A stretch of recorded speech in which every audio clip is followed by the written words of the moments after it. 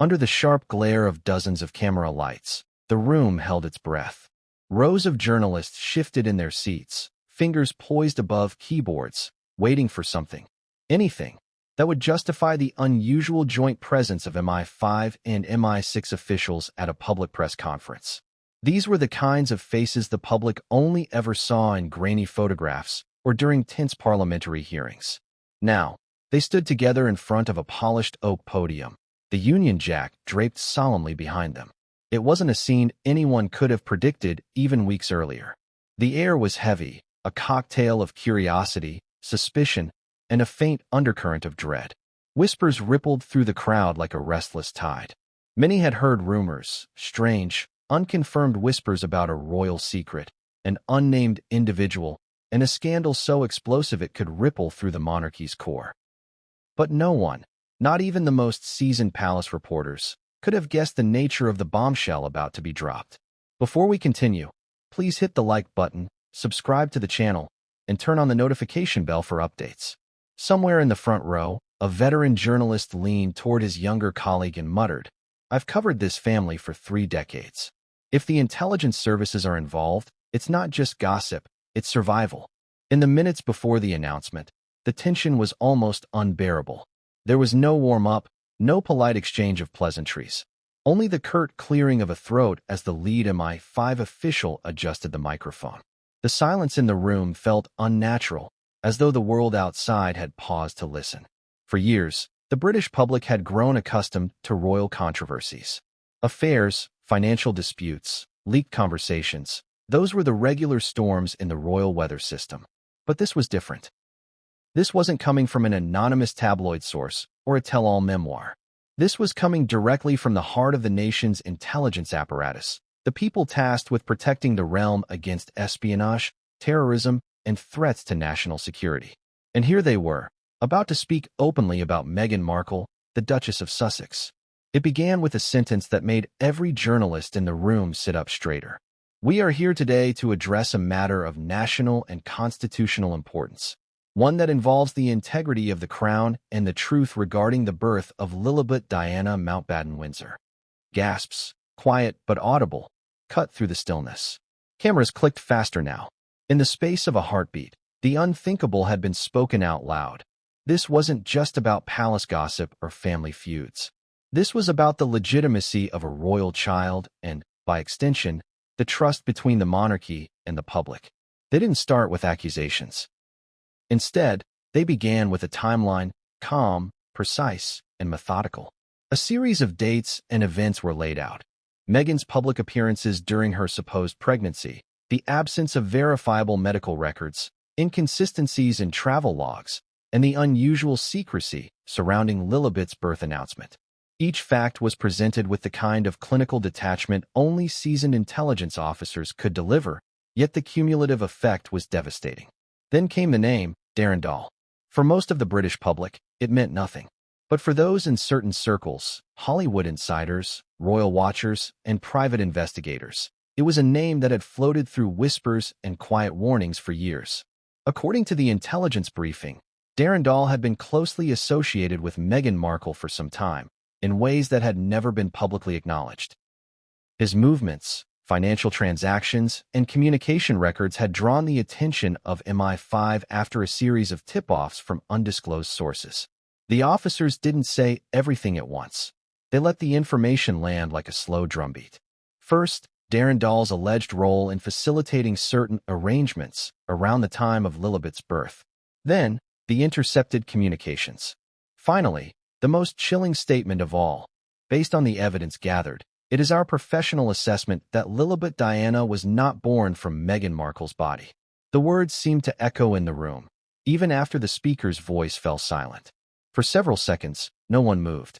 The journalists who had been typing furiously stopped mid-sentence, their eyes flicking between each other as if seeking confirmation that they had heard correctly. A few muttered into their microphones for the benefit of live broadcasts, but even they stumbled over their words. Outside, in the streets of London, the story was already breaking. News tickers flashed urgent updates, social media feeds erupted, and within minutes the phrase, "Lilibet not from her body," was trending worldwide. But inside the briefing room, The gravity of the moment felt heavier than the buzz of digital headlines.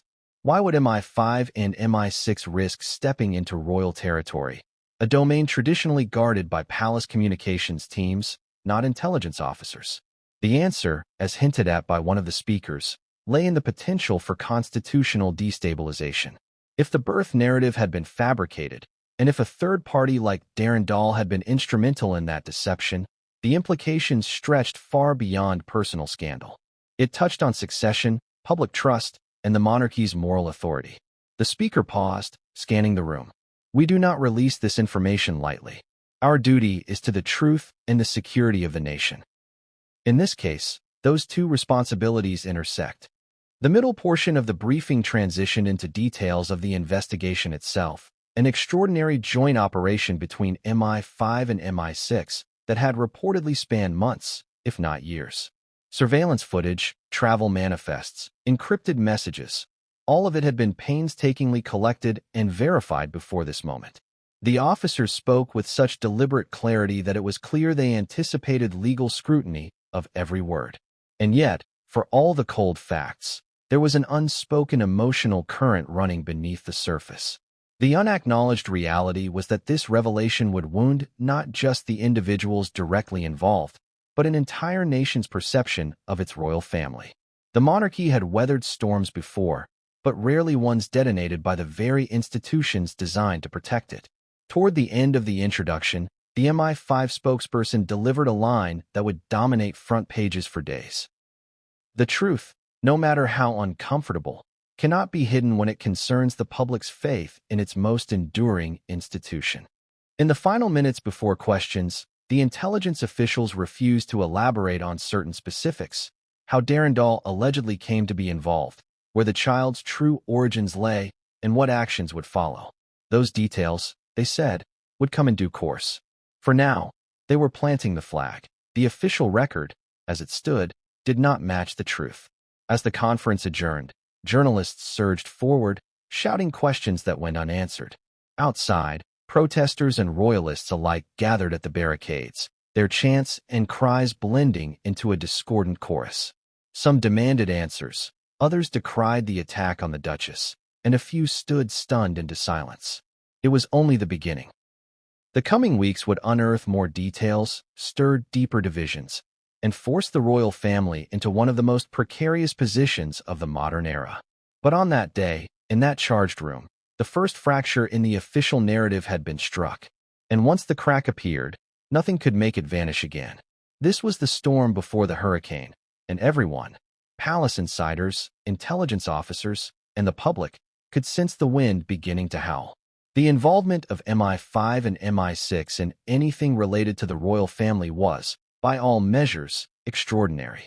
These agencies, though both dedicated to protecting the security of the United Kingdom, rarely worked side by side, and almost never in a matter so personal and seemingly domestic.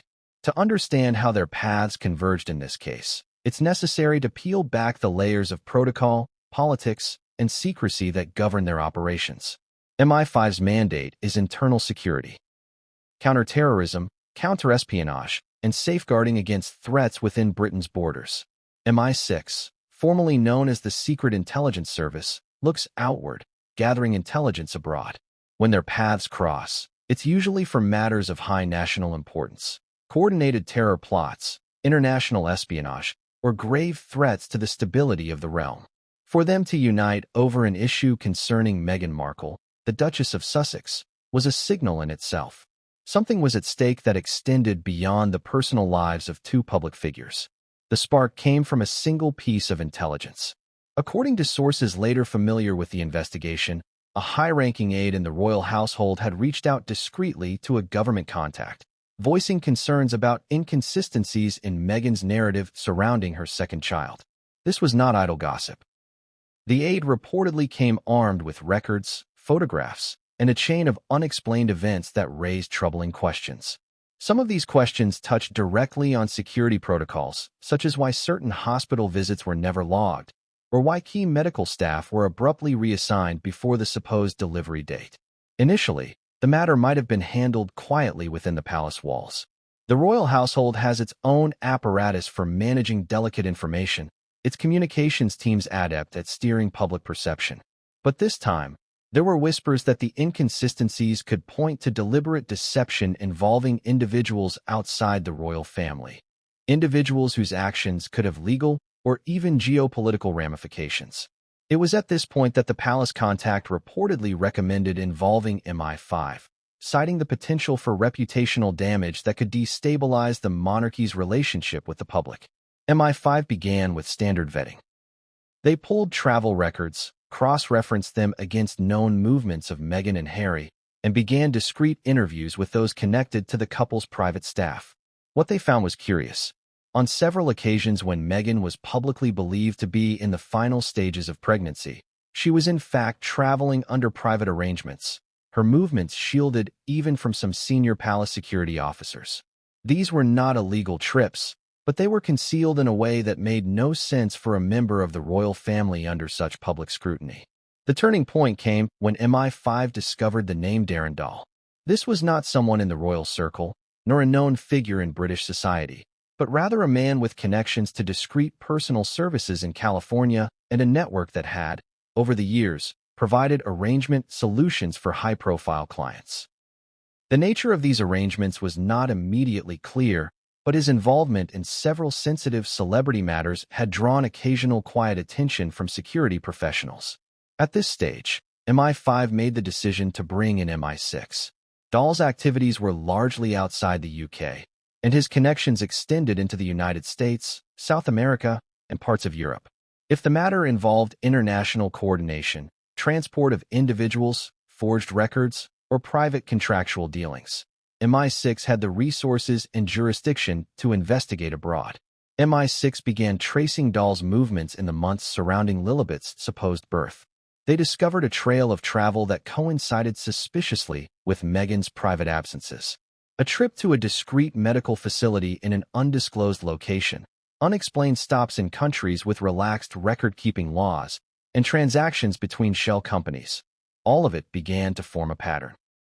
Within weeks, what began as a small intelligence inquiry had grown into a joint operation.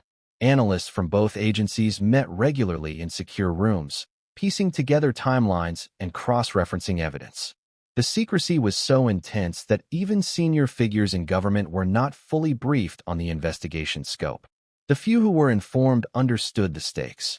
If the evidence pointed to deliberate fabrication of a royal birth story, the fallout could be seismic. Complicating matters further was the delicate balance between the monarchy and the state. The crown is not merely a ceremonial institution.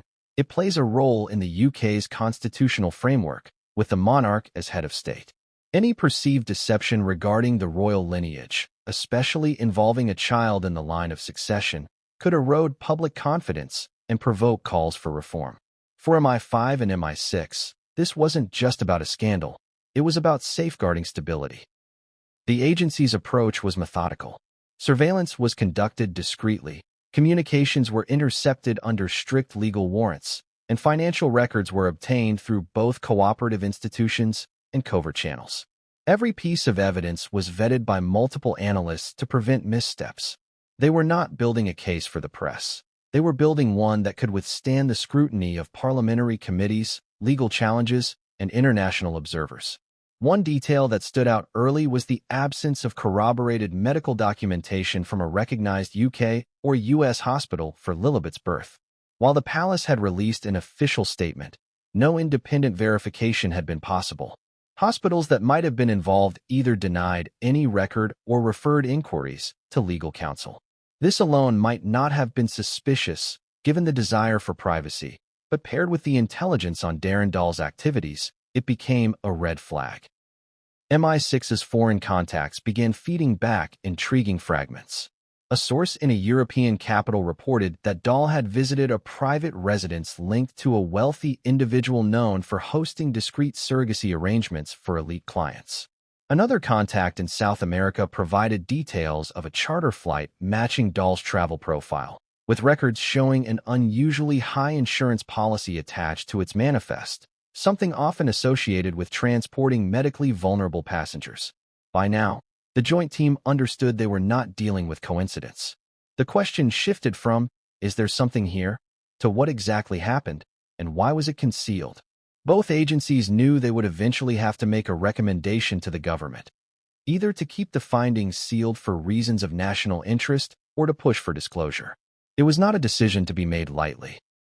But as more information came to light, a pattern emerged that neither MI5 nor MI6 could ignore. The intelligence wasn't just pointing to an alternative narrative about Lilibet's birth. It was pointing to a deliberate, coordinated effort to present a false version of events to the public, one in which Darren Doll's role was central. This effort had crossed borders, involved multiple intermediaries, and leveraged the kinds of discreet services that thrive in the shadows of the celebrity world. For MI5, the concern was the domestic consequence, the erosion of trust in public institutions and the monarchy's perceived integrity. For MI6, the concern was the international dimension, foreign actors possibly involved in manipulating a key British institution for their own purposes. In either case, the implications were grave. By the time they reached the point of considering a public statement, both agencies knew there was no turning back.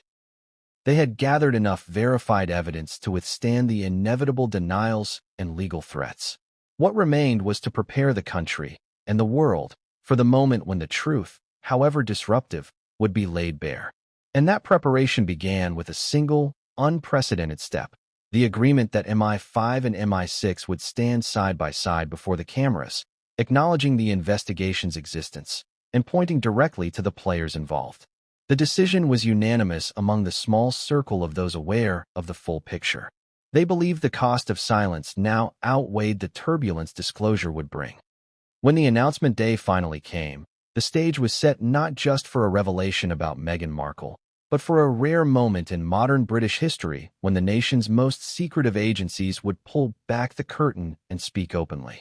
It was an act that would mark the beginning of a crisis the monarchy had not faced in generations, a crisis born not from political maneuvering or public protest, but from the cold, deliberate findings of its own guardians.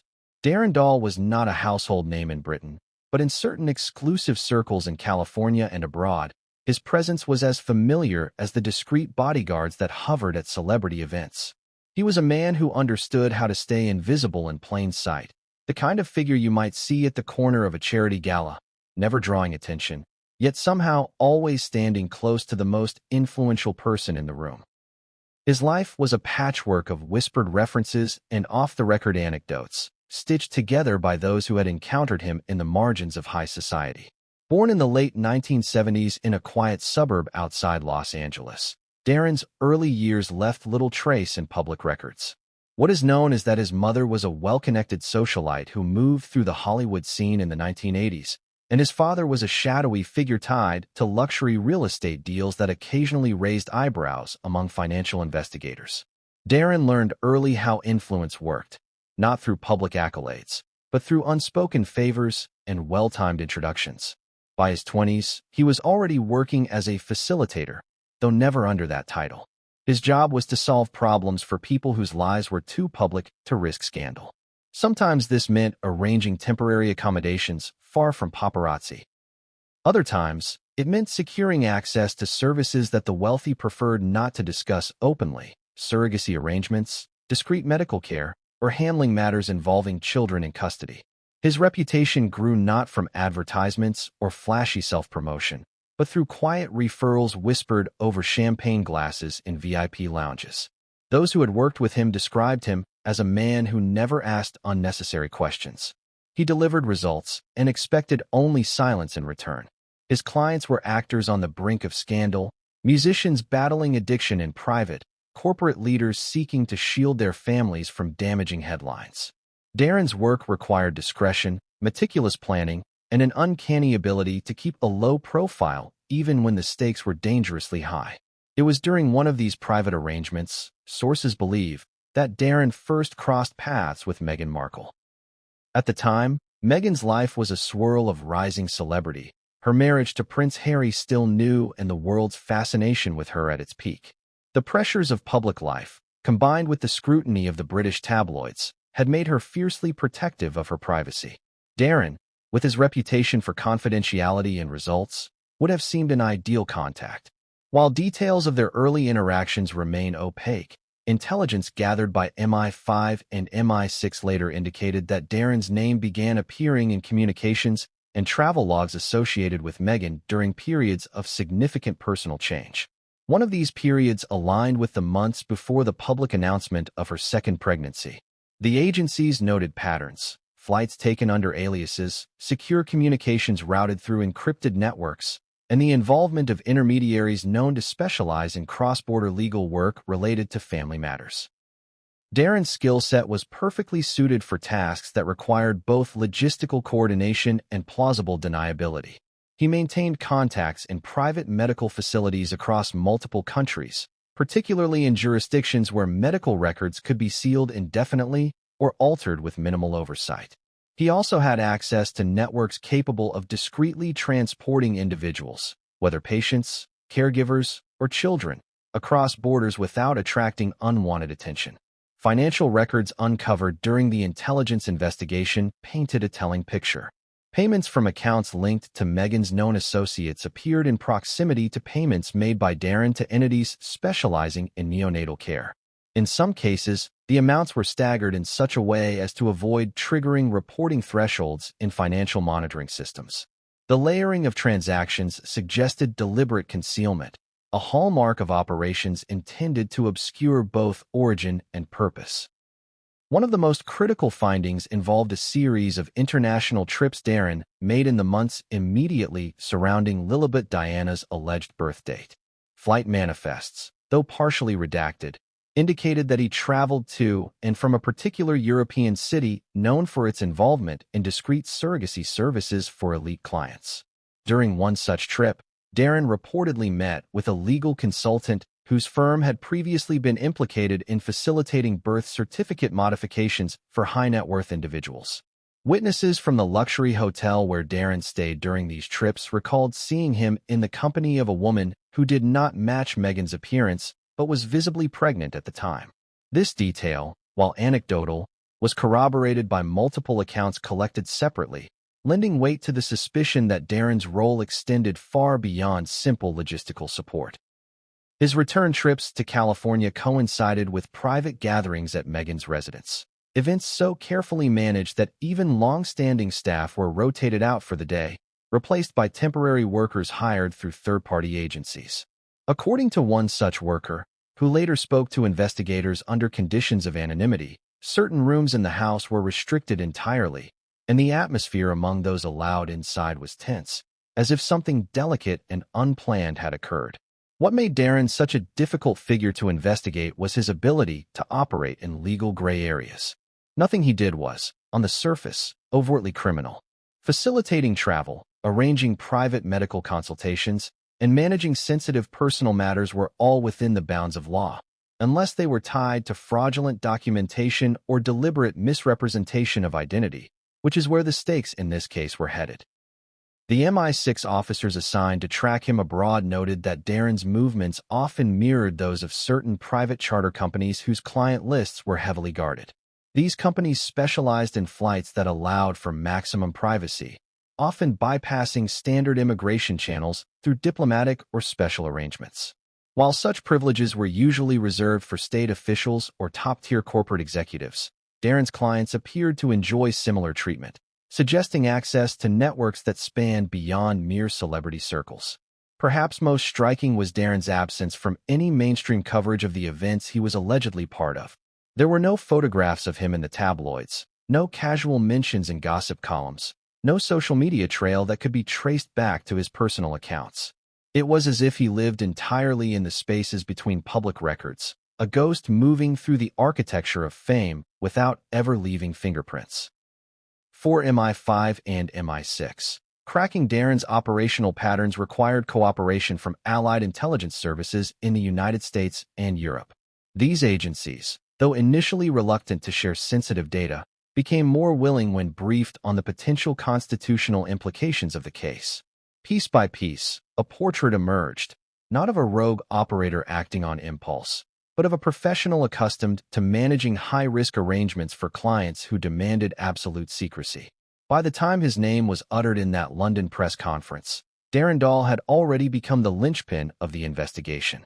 His background, his network, and his meticulously crafted invisibility all pointed to one conclusion. If the official narrative of Lilibet Diana's birth was false, Darren was the man who made the alternative possible. The public, however, was still in the dark about just how deeply his involvement ran. That revelation would come later, as the intelligence findings were released in stages. But inside the secure walls of MI5 and MI6, there was no doubt. Darren Doll was not just a footnote in this story. He was the architect of a plan whose exposure could shake the monarchy in ways few living Britons had ever witnessed. It began, as many seismic shifts in history do, with a whisper in a quiet room. The tip-off that ignited one of the most unprecedented joint operations between MI5 and MI6 did not arrive in a public scandal, nor through an explosive media leak. It arrived through a private, meticulously arranged meeting in a discreet office just blocks away from Whitehall, where the corridors often echo with secrets too sensitive to put on paper. The individual who came forward was no ordinary informant. They were a senior figure within the extended royal household apparatus. Someone who had worked close enough to the Sussex circle to witness the finer details of their private arrangements, but also far enough removed to avoid detection when they decided to speak. This informant carried with him an unassuming leather folder, worn at the edges, but containing documents and images that would soon command the undivided attention of Britain's most guarded institutions. Their account began with what they described as a series of inconsistencies in Meghan Markle's pregnancy with Lilibet Diana.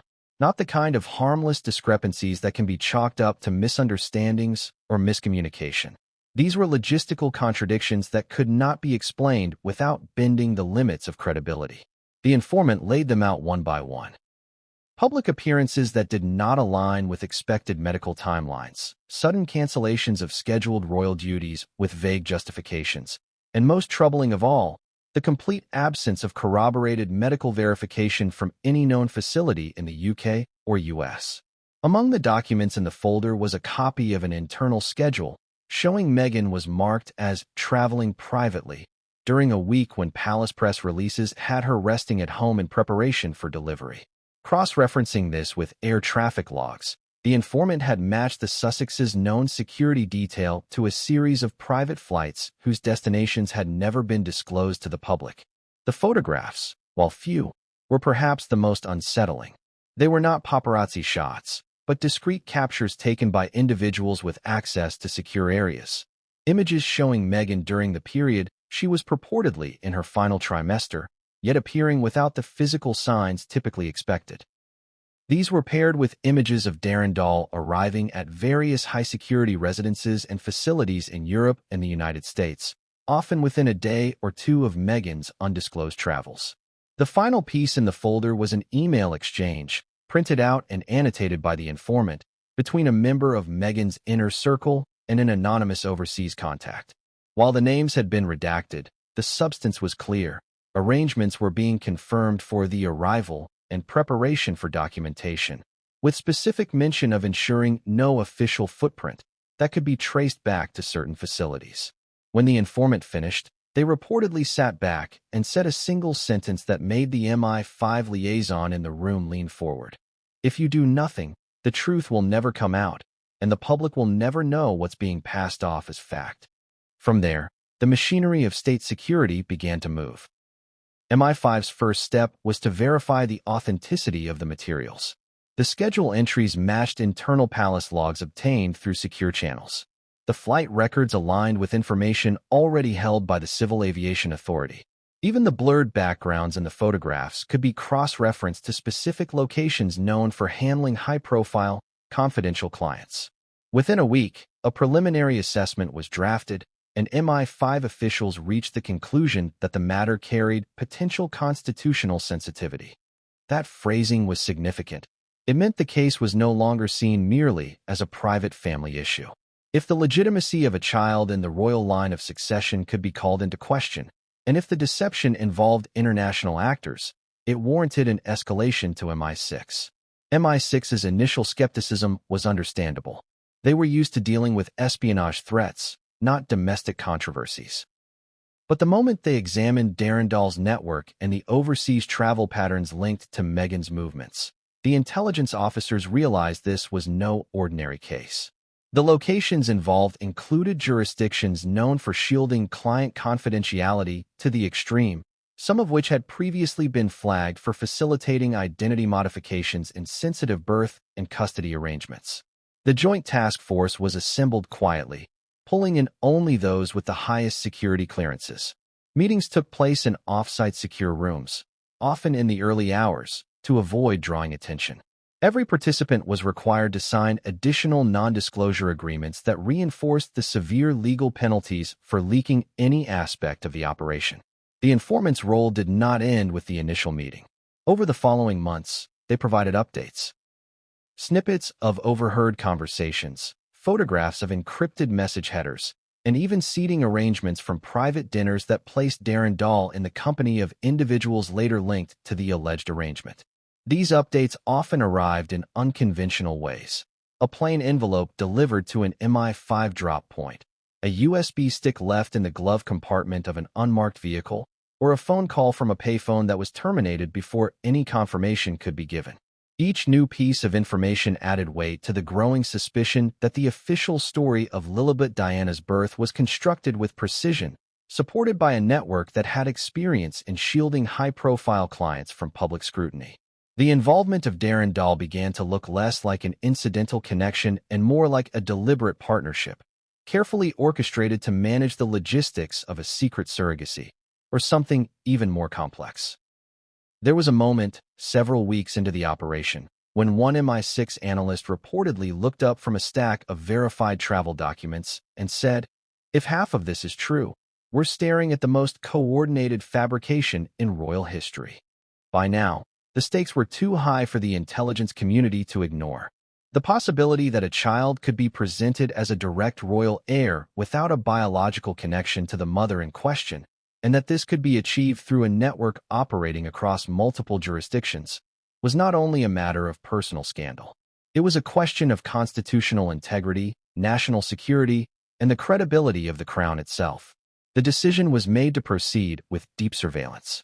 Darren Doll became a high-priority target for both physical and digital tracking. His phone activity, travel bookings, and even his financial accounts were quietly monitored. Meghan's movements were analyzed with equal rigor, though extreme care was taken to ensure this was framed as a national interest operation rather than an intrusion into private life without cause. The informant, having risked their position and personal safety, was relocated temporarily to minimize the chance of exposure. To this day, their identity remains protected under the Official Secrets Act, known only to a handful of operatives directly involved in the case. The tip-off had done more than set the investigation in motion. It had also established the human element at the heart of the operation. This was not just about documents and flight logs. It was about the choice of one insider to break the unspoken code of silence that has shielded royal affairs for centuries. And that choice, once made, could not be undone. From this moment forward, the story of MI5 and MI6's involvement was no longer theoretical. It was active, evolving, and headed toward a confrontation that would eventually force the intelligence services into the unprecedented position of standing before the press and telling the public a truth the palace itself had never spoken. The inconsistencies in the story of Lilibet Diana's birth did not emerge all at once. They accumulated gradually, piece by piece, until the sheer weight of contradiction was too great to dismiss as coincidence or the understandable desire for privacy. For MI5 and MI6, the real turning point came when they began laying the official public narrative side by side with the evidence gathered from their covert surveillance, travel logs, and interviews with witnesses. The two versions of events simply did not align. The official narrative, as given to the world in June 2021, was that Meghan Markle had given birth to her daughter in a private hospital in Santa Barbara, California. The announcement from the Sussex's press team described a calm, family-centered experience. It thanked the public for their support, offered a few glowing words about the baby's name, and ended with the assurance that both mother and child were healthy and doing well. It was exactly the kind of statement the public had come to expect from royal births: warm, polished, and deliberately sparse on details. At first glance, nothing in the announcement seemed unusual. until investigators began scrutinizing the practical logistics behind the scenes. The hospital named in unofficial press speculation denied, through legal counsel, having any patient under Meghan Markle's name during the period in question. That could have been dismissed as a privacy measure, except that private hospitals of this nature generally confirm a patient's presence under strict confidentiality agreements when dealing with verified inquiries from intelligence agencies. In this case, the denials were categorical. MI5's domestic inquiries uncovered an even stranger detail. No medical personnel in California could be identified who were willing to confirm participation in or witness to the delivery. Nurses and doctors in the likely facilities either had no record of Meghan's presence or declined to comment at all. While refusal to comment is common in high-profile births, the absolute absence of any verifiable contact with medical staff was unusual to the point of suspicion. On the travel side, MI6 had established that in the weeks leading up to the supposed delivery date, Meghan's private security detail had been split. Part of it remained visible in California, maintaining the illusion of her presence, while another contingent had been dispatched to Europe under discreet arrangements. The destinations of these European trips aligned with known centers for high-security surrogacy arrangements, particularly in countries where the law allows birth certificates to be issued without disclosing the biological mother. One of the most striking discrepancies involved photographic evidence. Public photographs from Meghan's final weeks of pregnancy were carefully staged and rare. Analysts who examined these images noticed signs that suggested the use of padding or prosthetic maternity, where slight shifts in the shape and position of the apparent baby bump between appearances, inconsistent with the way a natural pregnancy progresses. In one widely circulated photograph, taken just a month before the alleged birth, her profile appeared smaller than in an image taken 2 weeks earlier. While such visual interpretations could be subjective, the intelligence agencies relied on more than photographs. They cross-referenced the timing of these public appearances with her private travel records. On at least 2 occasions when Meghan appeared in California, flight manifests suggested that a chartered jet linked to her circle was in Europe. Flown by a pilot known for discretion in transporting high-profile clients to private medical facilities. Financial records further deepened the suspicion. MI5 traced payments from entities tied to Meghan's business network to companies specializing in newborn care equipment rentals. What caught investigators' attention was the delivery address. Neither the Sussex's Montecito residence nor any hospital, but a nondescript private estate in a rural part of California rented for only a brief period in late May and early June. Testimonies from individuals connected to this estate were equally compelling. One groundskeeper, speaking off the record, described seeing new arrivals at odd hours, a small group of people carrying what appeared to be specialized medical containers and insulated travel cases. Another claimed to have seen Darren Doll arriving in a discreet vehicle with tinted windows, accompanied by 2 women, one of whom cradled a bundled infant. Perhaps the most damning piece of evidence came from a digital trail. MI6's cyber unit obtained a fragment of an encrypted message sent from one of Darren Doll's known devices to a contact in Europe. The decrypted portion referenced handover complete and documentation courier en route. While it didn't explicitly mention Meghan or Lilibet, the timing and context were too closely aligned with the days following the public birth announcement to be ignored. Another discrepancy involved the naming process itself. Birth certificates in California are typically filed within 10 days of delivery, yet Lilibet's certificate appeared in public records only after a significant delay. When it was finally registered, certain details were omitted or presented in an unusual format, including the absence of hospital identifiers. Experts consulted by MI5 noted that while not impossible, such omissions were rare and often occurred only in cases involving private adoption or surrogacy agreements. Then there was the matter of Meghan's rapid public reappearance. Less than 2 weeks after the supposed birth, she participated in a virtual appearance looking remarkably refreshed, without the physical signs one might expect from recovery after childbirth. While every woman's recovery is different, medical experts consulted by the intelligence services quietly agreed that her condition seemed unusually well-rested and physically unaffected for someone so recently postpartum. Behind palace walls, these findings caused deep unease. Some senior aides, When confronted with the inconsistencies, reportedly admitted they had always been puzzled by the secrecy surrounding Lilibet's birth, but had been told it was for privacy and security. Others feared that any admission of misrepresentation would trigger a public relations disaster beyond repair. In their joint report, MI5 and MI6 stopped short of accusing Meghan outright of fabricating her pregnancy. Instead, they presented a detailed chart of discrepancies, each supported by verifiable data or corroborated testimony. The cumulative effect of the evidence was overwhelming. It painted a picture in which the official narrative was not merely incomplete, but potentially constructed to obscure the truth entirely. As one MI6 operative reportedly put it during an internal debrief, "If this were a matter involving any other high-profile individual, we'd already be talking about fraud charges.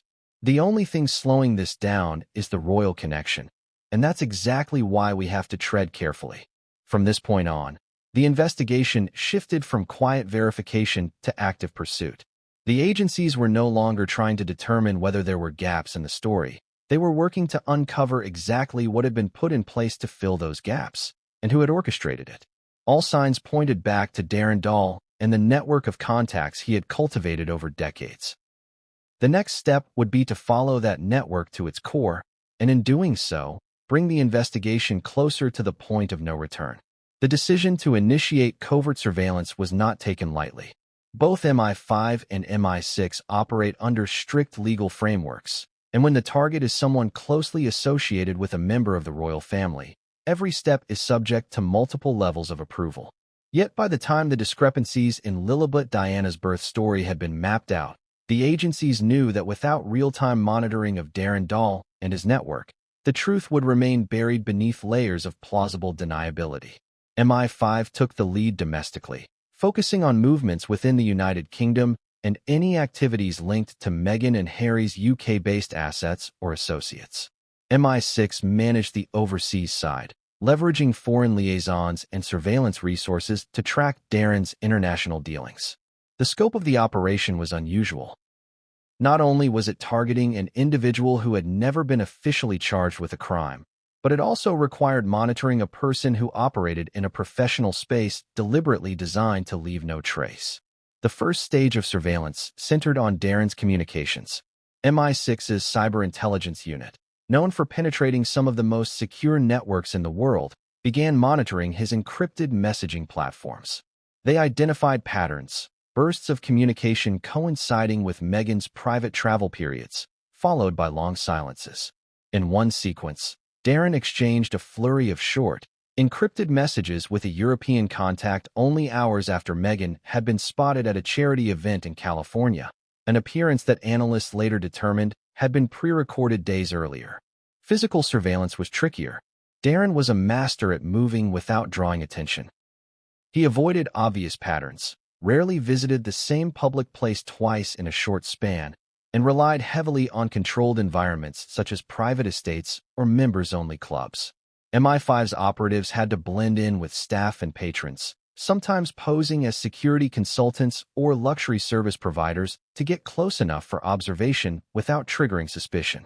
It was during one of these field operations in London that they made a breakthrough. Darren was seen meeting with a woman later identified as a specialist in family law, known for handling complex surrogacy and custody cases for high-profile clients.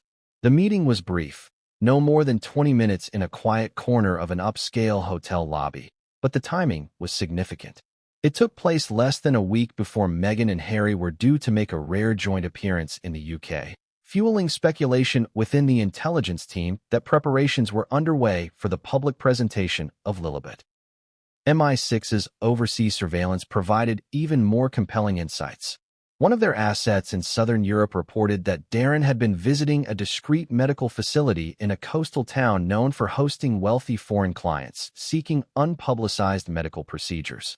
The facility, while not officially associated with surrogacy services, had been linked in past investigations to arrangements where newborns were transferred to intended parents under sealed legal agreements.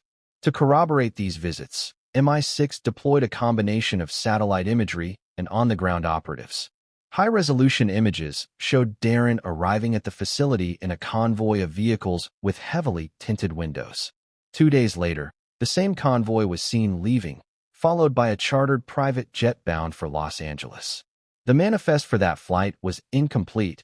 2 passenger slots were recorded simply as private, without names, an anomaly that raised further suspicion. One of the most critical moments in the surveillance operation occurred in California. MI5, working with allied agencies in the United States, obtained access to security footage from a private residence rented under an alias tied to Darren's network. The footage showed Darren arriving late at night, carrying a swaddled bundle that appeared consistent in size and shape with a newborn. He was accompanied by 2 individuals, one carrying what looked like a portable incubator, the other holding a slim briefcase later identified as a secure document case. In the days following that delivery, Meghan and Harry released the public statement announcing Lilibet's birth. Analysts inside MI5 and MI6 could not ignore the timing. The movements of Darren and his companions fit almost perfectly into the gap between the alleged birth date and the public announcement. Beyond the visual and travel evidence, financial surveillance painted an even clearer picture. MI5 tracked a series of large transfers originating from accounts linked to Meghan's personal legal trust.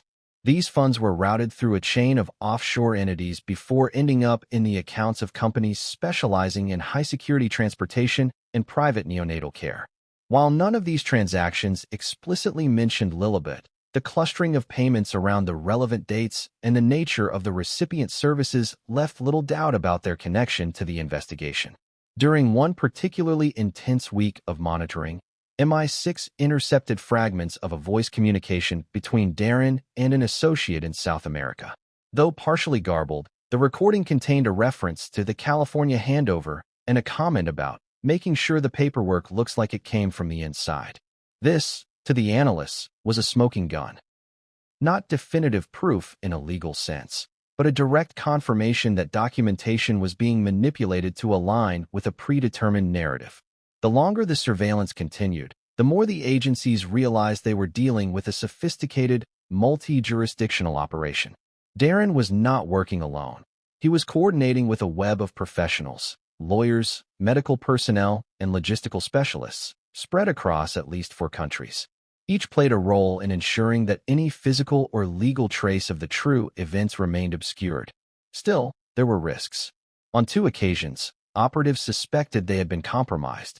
In one incident, a vehicle conducting mobile surveillance on Darren in Los Angeles was followed by an unknown motorcycle for nearly an hour before the tail abruptly broke off. In another, a covert listening device placed in a rented villa was discovered and disabled, leading the team to believe Darren either suspected surveillance or was simply thorough in his own counterintelligence measures. Despite these challenges, the operation yielded enough verified evidence to escalate the matter.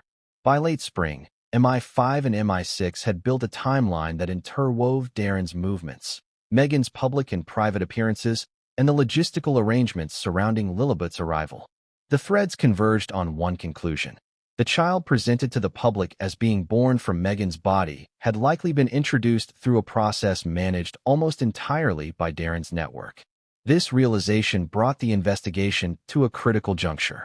The agencies had confirmation of what they suspected, but now they faced the question of what to do with it.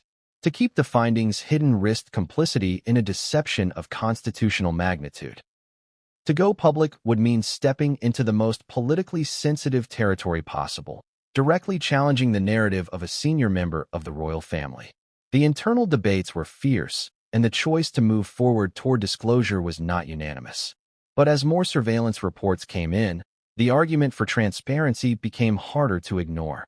The stage was being set for a revelation unlike any in recent royal history, one that would shake public trust and test the limits of the monarchy's resilience.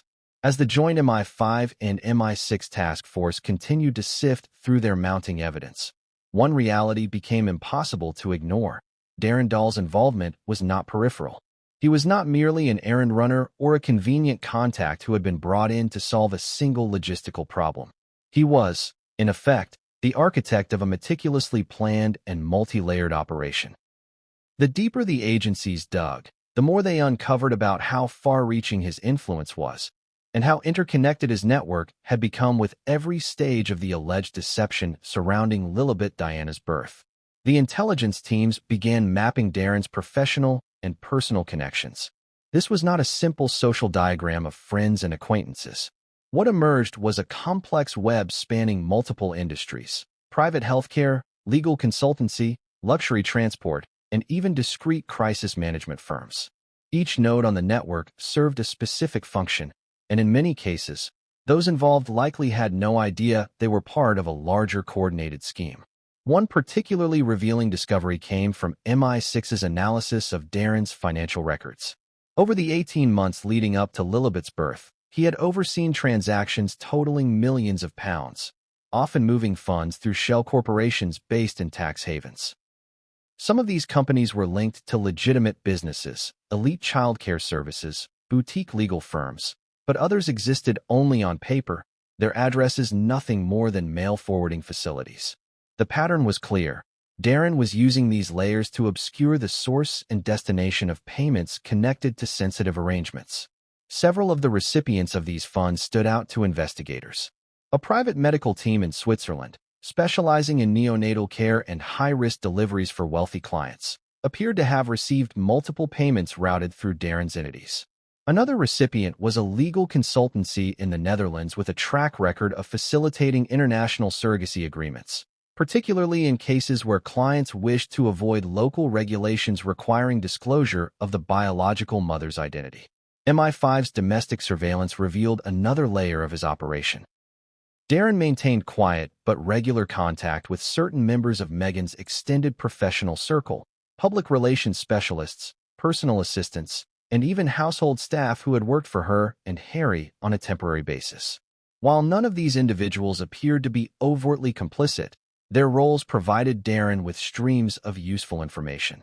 Meghan's travel intentions, the availability of properties suitable for private stays, and the scheduling of public appearances that could be leveraged to create plausible alibis. One breakthrough in understanding Darren's centrality came when MI6 obtained access to an internal document from a crisis management firm he had used repeatedly. This file, labeled only with a code name, laid out a sequence of steps to manage public narrative alignment in the event of an unexpected inquiry. It included draft talking points for key individuals, contingency plans for deflecting press questions, and instructions for sanitizing online information. While the document never mentioned Meghan or Lilibet by name, the dates and situational details matched the timeline of the birth announcement and subsequent media coverage almost exactly. The surveillance also revealed Darren's uncanny ability to navigate between jurisdictions without leaving a clear trail. When traveling internationally, he often used passports from multiple countries, some his own, others legally acquired through investment programs in small nations that offered citizenship in exchange for financial contributions. This tactic allowed him to shift identities seamlessly, complicating efforts to track his movements through standard immigration records. Perhaps the most startling discovery came from an MI5 informant embedded within a high-end property management company in California. This source provided documentation showing Darren had arranged the short-term lease of a secluded estate in the Santa Ynez Valley during the exact period of Lilibet's supposed birth. The property's amenities included a secure medical wing, reinforced for privacy, and a staff trained to host clients requiring confidential healthcare services. Staff logs indicated that the estate was occupied for only 6 days before being vacated in the middle of the night. Witness statements from local contractors hired for temporary work during that week added more texture to the timeline. One contractor described delivering a set of specialized cribs and sterilization equipment to the estate, under instructions not to speak to anyone and to leave all items in a specific locked room. Another recalled seeing 2 vehicles arrive within minutes of each other, one carrying Darren, the other driven by a woman holding a wrapped infant. Within hours of these deliveries, the estate's security perimeter was tightened, with additional guards brought in from an agency Darren had used in previous assignments. MI6's counterintelligence team also identified Darren's repeated use of a single, trusted intermediary, an American woman in her 50s who had built a career as a family coordinator for wealthy clients navigating private adoptions or surrogacy arrangements. This intermediary had ties to several international legal firms and was known for her ability to expedite documentation changes, ensuring that birth records matched the intended parent's narrative. Her appearance in Darren's communications, particularly around the critical days of June 2021, was considered one of the most direct links tying him to the alleged fabrication of Lilibet's origin story. The agencies noted that Darren's relationship with Meghan appeared to extend beyond mere professional arrangement. While there was no direct evidence of personal intimacy, his willingness to take risks, financially, legally, and operationally, suggested a level of loyalty and commitment that went beyond transactional obligation. Some in the task force speculated that Darren saw himself as indispensable to Meghan's long-term public image, a figure who could solve problems quietly and ensure that sensitive matters never reached the tabloids without her consent. The more the task force understood about Darren's influence, the more it became clear that removing him from the equation would dismantle the structure of secrecy protecting the true circumstances of Lilibet's arrival. But Darren's network was resilient, designed to function even if one or two parts were exposed. It was a web woven to survive scrutiny, its strands stretching across borders, protected by both personal loyalty and financial incentive. This deepened understanding of Darren's role also forced MI5 and MI6 to confront an uncomfortable truth. While they were closing in on proof of the alleged deception, dismantling the operation entirely would require confronting not only Darren, but also a series of professionals, many of whom operated in legally protected spaces like medicine and law. That meant the next stage of the investigation would not only be more complex, but also far riskier in terms of political fallout. Still, the agencies knew they could not stop here.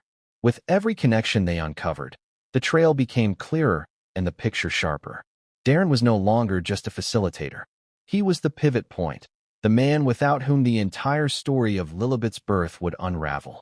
The challenge now was to decide how much of that picture could, and should, be shown to the public without causing irreparable damage to the monarchy.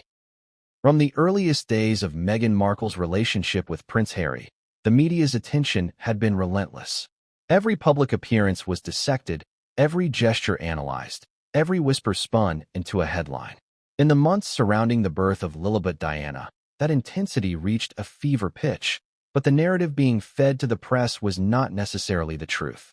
MI5 and MI6's investigation revealed that the media had been used as both a shield and a weapon, fed selective information to obscure the facts while simultaneously keeping public curiosity focused on safe, controlled talking points. The press landscape itself was divided. On one side were the traditional royal correspondents, many of whom had established relationships with palace communications teams. These journalists received official briefings and carefully worded statements, their reporting often reflecting the palace's preferred tone. On the other side were more aggressive tabloids and international entertainment outlets, hungry for exclusives and less concerned with maintaining long-term access. Both camps were targeted in different ways by those managing the narrative. MI5 analysts traced a series of media leaks that originated not from the palace, but from intermediaries linked to Meghan's personal PR network. These intermediaries would provide small, controlled morsels of information, a sighting here, a vague hospital rumor there, designed to create the illusion of transparency while keeping the critical details hidden. For example, one widely reported story claimed Meghan had been spotted arriving at a Santa Barbara hospital days before Lilibet's birth. MI5's travel and surveillance records showed that not only was Meghan not at the hospital on that date, she wasn't even in California. The sighting had likely been staged, using a decoy or an intentionally misleading tip to a freelance photographer. MI6 uncovered a similar pattern abroad. European lifestyle magazines received tips about Meghan making secret preparations for the baby in the UK, complete with fabricated anecdotes about nursery renovations at Frogmore Cottage. These stories, published just weeks before the birth announcement, served two purposes. They distracted from her actual location at the time and reinforced the narrative that everything about the pregnancy was unfolding in private, but otherwise normal circumstances. One of the most telling findings came from an intercepted communication between Darren Doll and a London-based publicist known for managing celebrity crises. In the message, Darren outlined a plan for story flooding in the 72 hours following the birth announcement. The goal was to saturate the media cycle with positive, human interest angles, tributes to Princess Diana, discussions about baby names, and retrospectives on royal family traditions, so that no outlet had the time or resources to investigate the circumstances of the birth itself. The strategy worked, at least in the short term. Television segments were filled with warm commentary from royal experts about the significance of the name Lilibet. Newspapers ran columns comparing the Sussexes' parenting style to that of William and Catherine. Social media was dominated by congratulatory messages, leaving little room for deeper scrutiny. By the time a few independent journalists began asking uncomfortable questions, such as why no official photograph of Meghan leaving the hospital had been released, those questions were drowned out by the carefully managed wave of positive coverage. Yet not all journalists were content to follow the script. A small group of investigative reporters, working independently of major royal beats, began to notice inconsistencies. One reporter, based in Los Angeles, obtained security footage from a public street near the Santa Barbara hospital showing no unusual activity during the period Meghan was said to have been admitted. Another uncovered property rental records in rural California that matched the description of the estate MI5 had